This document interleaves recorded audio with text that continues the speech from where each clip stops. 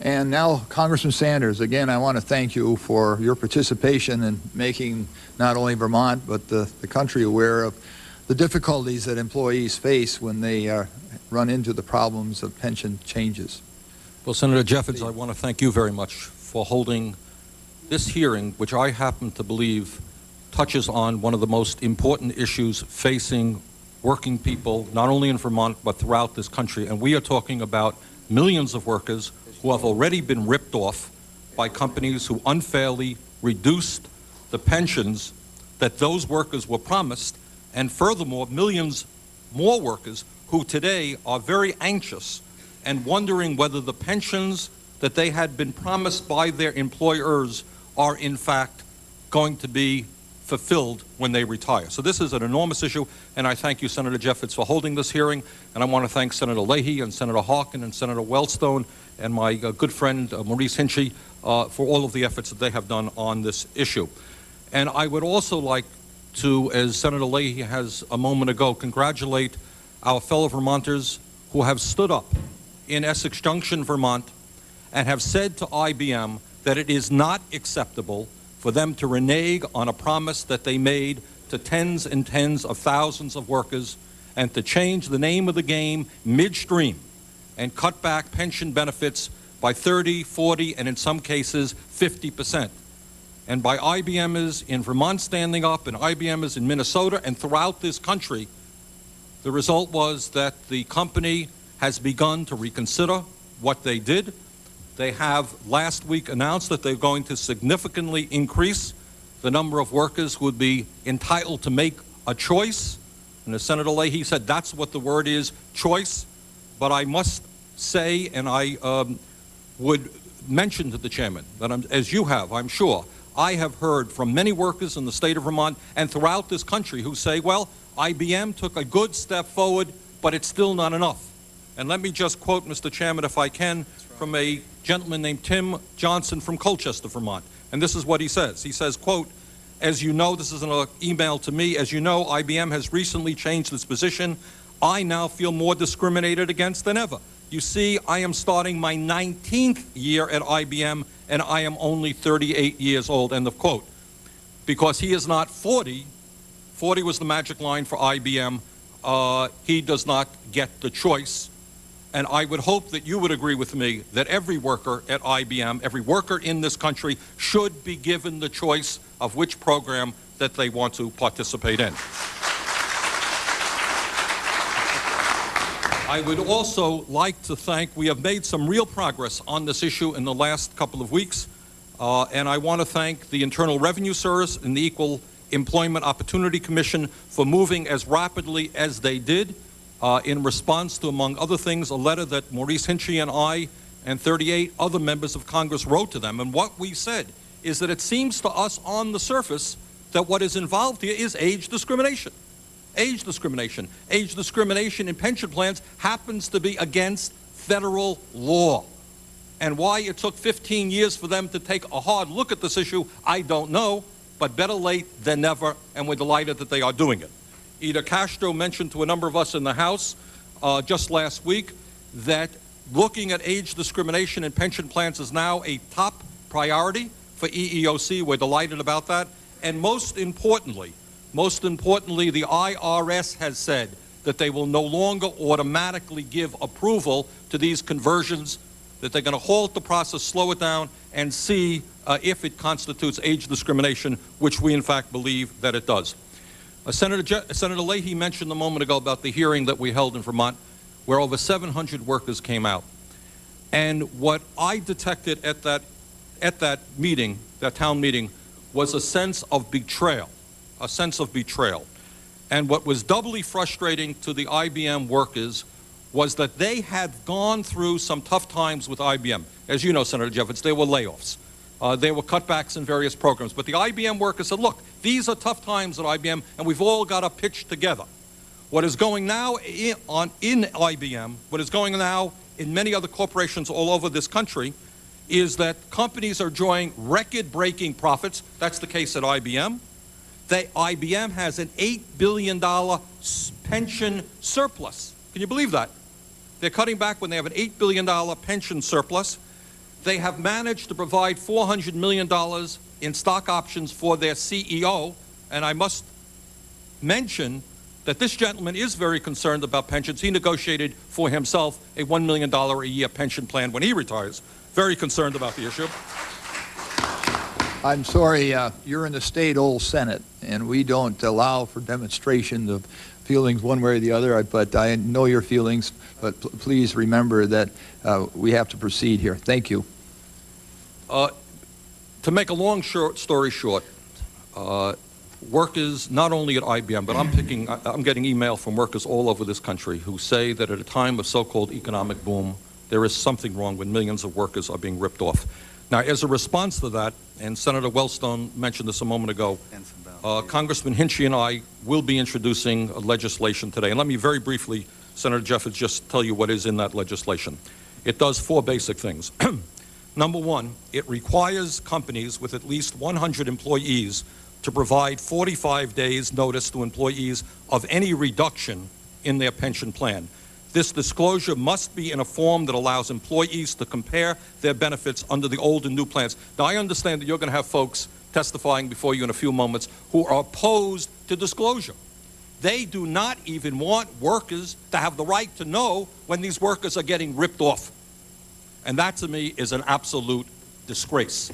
And I'm amazed that somebody could come before you with that type of proposal. Second of all, Mr. Hinchey's legislation and my legislation directs the Secretary of the Treasury to enforce the age discrimination provisions of the Internal Revenue Code that relate to pensions because the conversion to a cash balance pension plan violates those provisions. In other words, it's against the law, and it's about time we make it clear that it's against the law. Importantly, the bill provides a safe harbor for those employers who offer their employees a choice to remain in the old plan. Thirdly, our legislation imposes a 50% excise tax on the pension surplus of companies that reduce the future pension benefits of their employees unless the employees are offered a choice to remain in the old plan. Give workers a choice. Fourth, our legislation eliminates the so-called wear-away feature, what Senator Harkin has been working on, of many cash balance conversions, which result in employees working many years before accruing additional benefits under the new plan. This provision is identical to Senator Harkin's Older Workers Pension Protection Act that received 48 Senate votes in July of this year. Let me conclude simply by telling you that I intend to continue working with IBM employees and employees of other companies to protect and preserve their pensions. This is an issue that is resonating throughout this country. Millions of workers are terribly upset to what has happened to them. Millions more are concerned about the future. And I know that there are some folks who are going to come before you, Senator, and say, oh, the government shouldn't get involved in it. Wrong. It is high time that the United States Congress stood with American workers and made sure that they do not get ripped off on their pension plans. Thank you very much. Thank you, Senator. Yes, Congressman. Pleased to have you with us. And Congressman Hinchey, would you please proceed? Thank you very much. Good morning, Chairman Jeffords and Senator Harkin, Senator Wellstone. I thank all of you very much for the opportunity to present this testimony before you this morning. I represent the 26th Congressional District in New York. A number of the people here in the audience today are my constituents. They are workers from IBM facilities in Endicott, East Fishkill, and Poughkeepsie. While I am delighted to welcome so many people from upstate New York here today, I'm sorry that it was the threat of losing a significant portion of their pensions that brought them to Washington. I want to express my appreciation to you, Chairman Jeffords, for calling this hearing to examine the consequences of conversions to hybrid or cash balance pension plans for workers. Although companies have been adopting these plans since the mid-1980s, this issue has only recently been spotlighted in the national press. And that is true thanks in large part to the efforts of IBMers in New York and Vermont and other places across the country. In fact, I became interested in cash balance pension plans when IBM, one of the largest employers in the district that I represent, announced that it was converting its pension plan. Effective July 1, workers were told that unless they were within 5 years of retirement, their benefits would accrue in a different manner. The traditional back-loaded benefit formula that rewarded worker loyalty was to be replaced by annual contributions of 5% of pay plus an interest credit to their retirement accounts. While this is probably a good deal for younger workers who want flexibility and portability in their benefits, cash balance plans are often structured in such a way that older workers lose a significant amount of their final benefits after conversion. In a traditional defined benefit plan, contributions rise exponentially the closer workers are to retirement, while under a cash balance plan, the rate of accrual remains basically constant through an employee's tenure. The more I learned about this issue, the more concerned I became that companies are using cash balance conversions as a backdoor way to renege on promises that they made to their workers. Because pension laws and regulations are so complex, many companies have been able to hide these benefit reductions in columns of actuarial tables and pages of fine print that a mathematician would have a difficult time deciphering, let alone the average employee. IBM workers saw through the opacity of the company's disclosure and started a public outcry.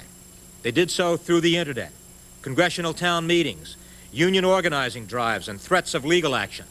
All of this led to the company's announcement last Friday that it would double the number of employees who are eligible to remain under the old plan.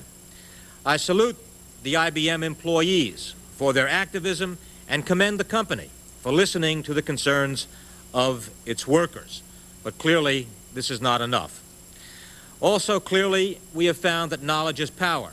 In this case, employees had enough information to understand the effects of the conversion on their retirement security and convince the company to break away from its plans. Because most employee groups are not in the same position as IBM, I introduced legislation to arm them with the tools to prevent egregious erosions of their pension benefits.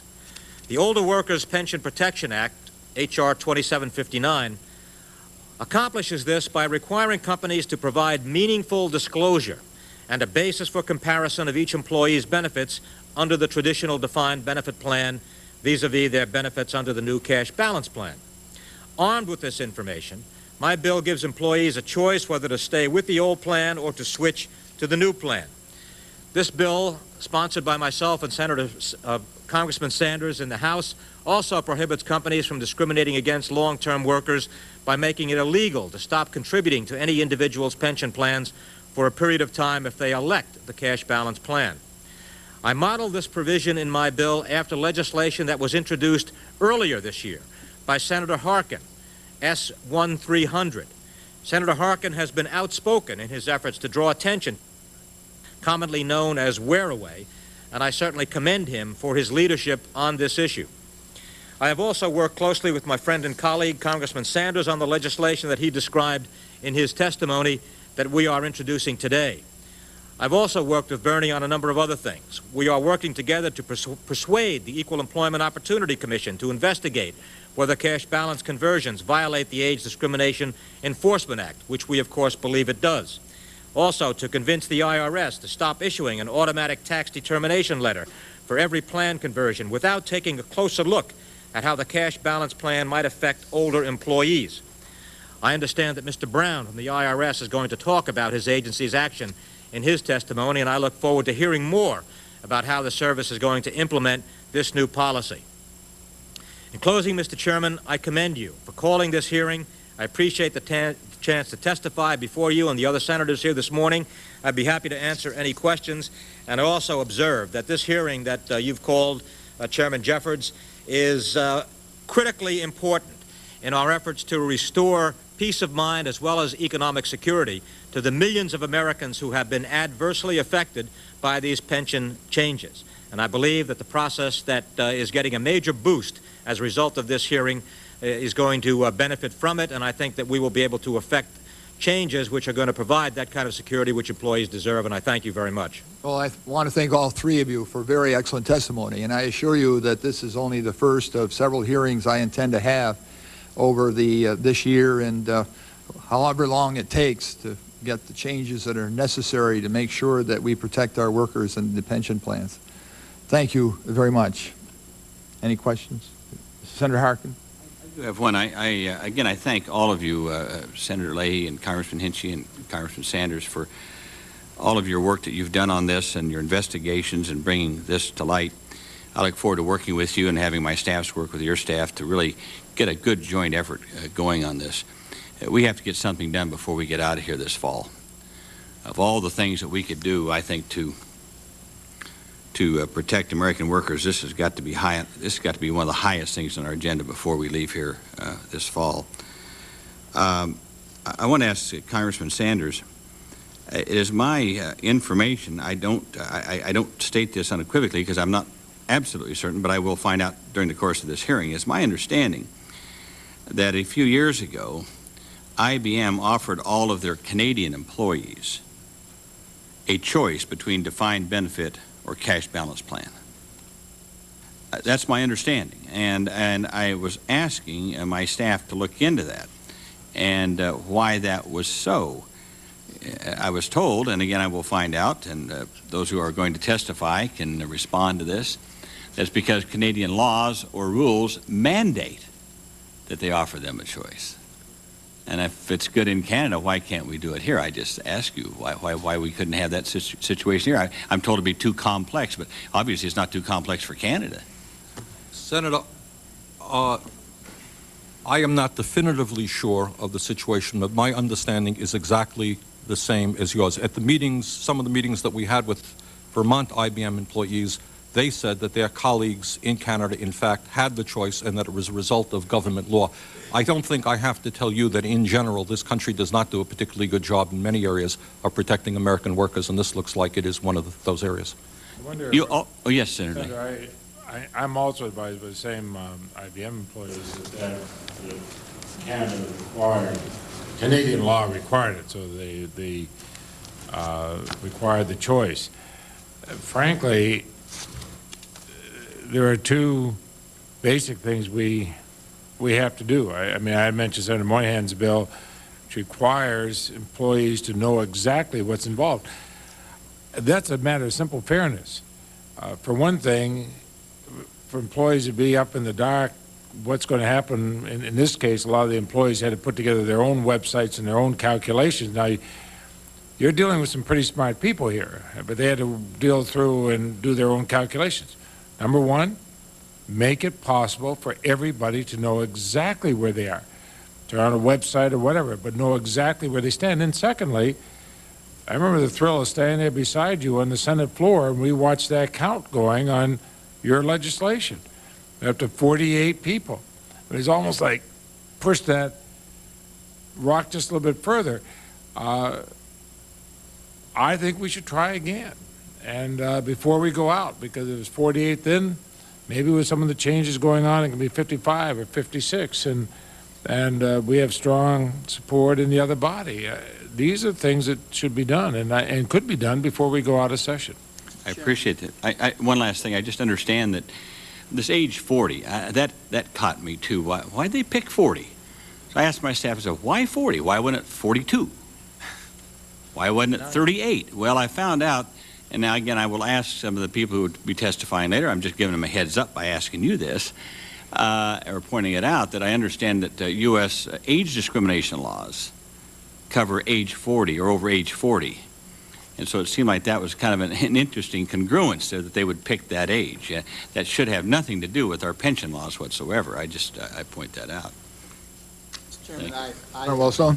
Mr. Chairman, I wanted to, again, upon here, build on something that Senator Leahy said. He said these were pretty smart employees. The other, and I think Congressman Sanders is right, I mean, I said significant concessions, but that still doesn't mean if you're 39 years old and you've worked for 19 years or whatever, that doesn't apply to you. And there's an issue of, quote, age discrimination, and then there's just the basic issue of fairness. And I think I think Senator Harkin is right. But I also note that another place where there has been a change of mind was with Deloitte and Touche, which is one of America's largest accounting firms.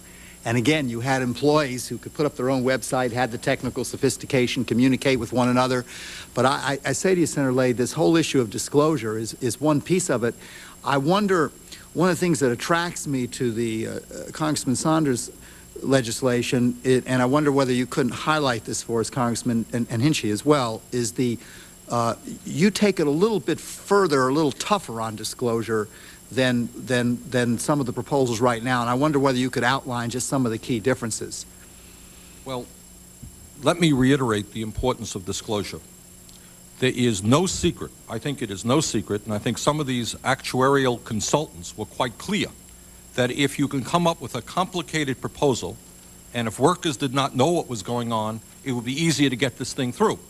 And it is interesting to note that IBM, who in the past made it very clear to the workers, on a website as I understand it, what their benefits would be, but as soon as they came forward with the cash balance plan, suddenly workers were no longer able to compute the differences between what they would get on the cash balance as opposed to what they were going to get previously. It was not an accident. From their point of view, from the point of view of many companies, the less that workers know, the better it is, because you could pass it off as, hey, no problem, we're just changing the plan a little bit. What we are requiring is that companies with at least 100 employees to provide 45 days notice, that's ample time, to employees of any reduction in their pension plan. So for a start, they're going to have to be upfront and acknowledge that they are reducing their pension plans. And this disclosure, importantly, must be in a form in common English, because as we have all indicated, this is complicated stuff, but be in a form that ordinary folks could understand, and so that they can fully appreciate the difference between the old plan that they had and the new one that they were looking at. This is 45 days versus 15 days, and this is for companies. Your plan would apply to all companies with 100 employees or more, as opposed to 1,000 employees and more. Is that correct? I believe that is correct. And the other issue I want to highlight, which Senator Lay mentioned, which is where I think we ought to join all of our efforts, this whole issue of choice, which is another reason why I'm going to introduce the bill with you. I think people have the right to that choice, and I think we should require that. And I think we should have some sanction to make sure that happens. Senator, I certainly agree with you, and I know that my friends here at the table do as well, and our bill would require that. Information is the threshold issue. People have a right to know what's going on when these changes are being made in their pension systems. But they also have a right to choose, particularly those people who have been with the company for some time, who have anticipated that these benefits were part of the contractual relationship existing between them and their employer. It has been the basis for their employment for years, and now suddenly that basis is taken away from them. So I think also, in addition to information, we need also to provide choice. Workers ought to have the ability to choose which pension system they want to participate in, the one that they've been in all of their working lives, or the new one if that benefits them. But they ought to have the power to choose, and that's what our legislation would do as well. Again, my thanks, and deeply appreciate your attendance, and you have been a worthy group to help us out. Thank you. Thank you very much, Senator. Chairman, thank you. Thank you all. Thanks. Our first panel is Mr. Stuart Brown, Chief Counsel, the Internal Revenue